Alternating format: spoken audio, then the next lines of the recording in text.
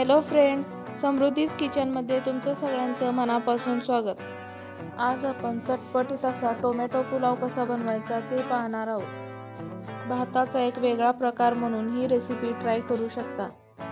त्यासाठी इथे मी एक मध्यम आकाराचा कांदा उभा चिरून घेतला आहे।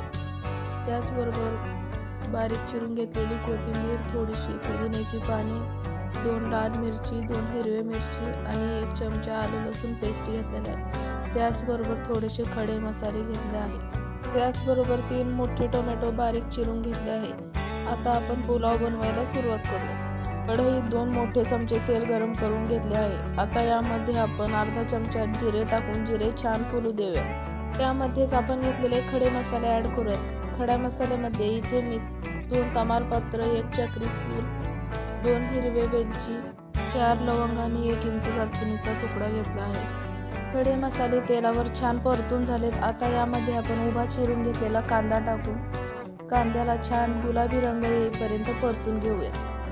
कांदा भाजून झालाय। आता यामध्ये आपण आलं लसूण पेस्ट आणि सुक्या लाल मिरच्या टाकून आलं लसूण पेस्टचा कच्चेपणा दूर होईपर्यंत भाजून घेऊया।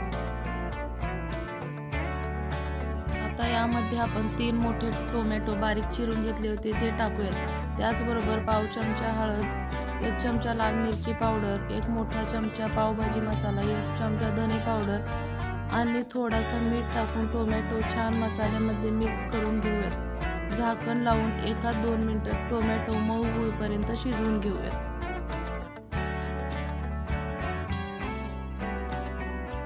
टोमॅटो आणि मसाले तेलावर छान परतून झालाय।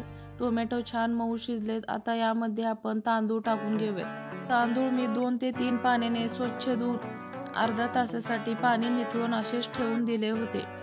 हे आता आपण मसाल्यामध्ये टाकून घेऊयात। त्याचबरोबर बारीक चिरून घेतलेला पुदिना, कोथिंबीर, हिरव्या मिरचीचे तुकडे आणि बटर टाकूयात। बटरऐवजी येथे तुम्ही तुपाचा देखील वापर करू शकता। शेवटी चवीनुसार मीठ टाकून तांदूळ मसाल्यामध्ये हलक्या हाताने मिक्स करून घेऊयात।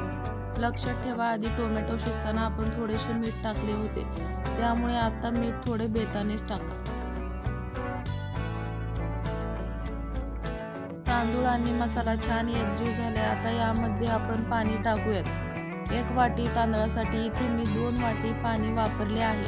आता गॅसची फ्लेम मीडियम ठेवून भाताला छान एक उकळी फुटू देऊयात। भाताला छान उकळी फुटली, पाणी देखील थोडंसं आटलंय। आता छान हलक्या हाताने भात मिक्स करून घेऊयात आणि लो फ्लेमवर झाकण लावून 12 ते 15 मिनिटे भात छान मऊसूत शिजवून घेऊयात। 15 मिनिटे झालेले आहेत। आपण झाकण उघडून चेक करूयात भात झाला आहे की नाही। हलक्या हाताने भात चमच्याने वर खाली करूयात। तुम्हीच पाहू शकता, मोकळा सुटसुटीत असा भात तयार आहे। त्यावर बारीक चिरून घेतलेली कोथिंबीर टाकूयात। झटपट बनवून तयार होणारा टोमॅटो पुलाव खाण्यासाठी तयार आहे।